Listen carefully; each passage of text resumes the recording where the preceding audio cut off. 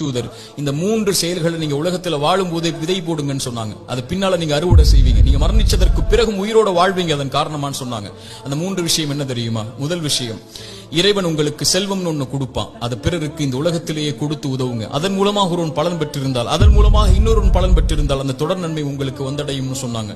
இரண்டாவது, இறைவன் உங்களுக்கு கல்வின்னு ஒண்ணு கற்றுக் கொடுப்பான். எதுவா இருந்தாலும் சரி, ஒரு எழுத்தா இருந்தாலும் சரி, அது பிறருக்கு பலன் பெற கற்றுக்கொடு. அதன் மூலமாக அவன் பலன் பெற்றிருந்தால், அதன் மூலமாக பலன் பெற்றிருந்தால் அந்த நன்மை வந்து சேரும்னாங்க.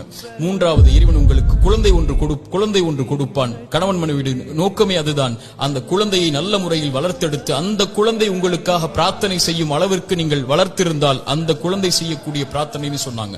அப்படி நல்ல குழந்தைகளை இந்த பூமியில் இருந்து மரணிப்பதற்கு முன்னதாக வளர்த்தெடுப்பதுன்னு சொன்னாங்க.